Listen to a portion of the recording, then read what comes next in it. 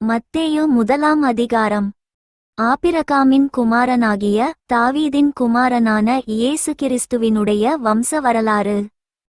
Abraham ஈசாக்கை பெற்றான். ஈசாக்கு யாக்கோபை பெற்றான். யாக்கோபு யூதாவையும் அவன் சகோதரரையும் பெற்றான். யூதா பாரேசையும் சாராவையும் தாமாரினிடத்தில் பெற்றான். பாரேஸ் எஸ்ரோமை பெற்றான். எஸ்ரோம் ஆராமை பெற்றான்.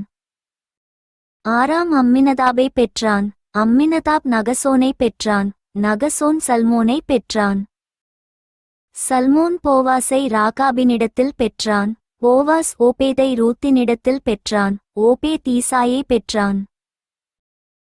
ஈசாய் தாவீது ராஜாவை பெற்றான். தாவீது உரியாவின் மனைவியாயிருந்தவளிடத்தில் சாலோமோனை பெற்றான். சாலோமோன் ரெகொபெயாமை பெற்றான். ரெகொபெயாம் அபியாவை பெற்றான். அபியா ஆசாவை பெற்றான். ஆசா யோசபாத்தை பெற்றான். யோசபாத் யோராமை பெற்றான். யோராம் உசியாவை பெற்றான்.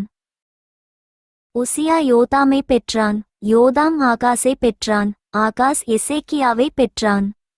எசேக்கியா மனாசேயை பெற்றான்.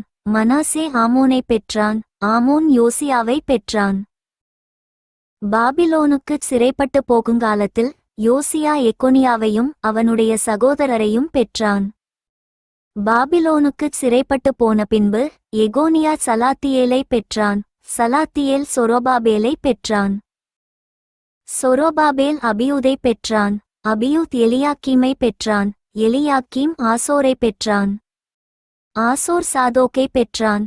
சாதோக்கு ஆக்கீமை பெற்றான். ஆக்கீம் எலியூதை பெற்றான். எலியூத் எலெயாச்சாரை பெற்றான். எலெயாச்சார் மாத்தானை பெற்றான். மாத்தான் யாக்கோபை பெற்றான். யாக்கோபு மரியாளுடைய புருஷனாகிய யோசேப்பை பெற்றான். அவளிடத்தில் கிறிஸ்து எனப்படுகிற இயேசு பிறந்தார்.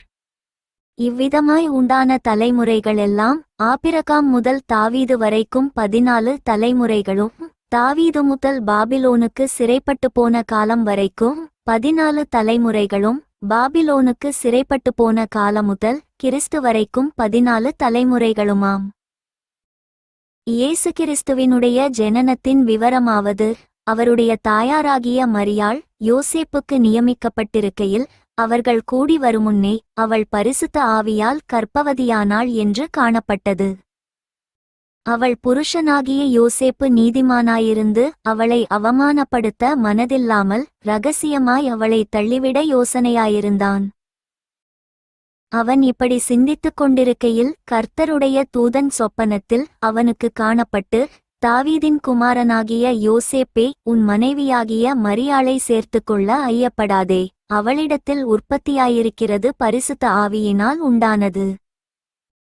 அவள் ஒரு குமாரனை பெறுவாள், அவருக்கு இயேசு என்று பேரிடுவாயாக, ஏனெனில் அவர் தமது ஜனங்களின் பாவங்களை நீக்கி அவர்களை இரட்சிப்பார் என்றான்.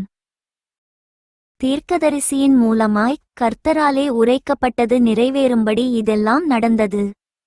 அவன், இதோ, ஒரு கன்னிகை கர்ப்பவதியாகி ஒரு குமாரனை பெறுவாள், அவருக்கு இம்மானுவேல் என்று பேரிடுவார்கள் என்று சொன்னான். இம்மானுவேல் என்பதற்கு தேவன் நம்மோடு இருக்கிறார் என்று அர்த்தமாம். யோசேப்பு நித்திரை தெளிந்து எழுந்து கர்த்தருடைய தூதன் தனக்கு கட்டளையிட்டபடியே தன் மனைவியை சேர்த்துக்கொண்டு, அவள் தன் முதற்பேரான குமாரனை பெருமளவும் அவளை அறியாதிருந்து அவருக்கு இயேசு என்று பேரிட்டான். For more videos subscribe and like my channel.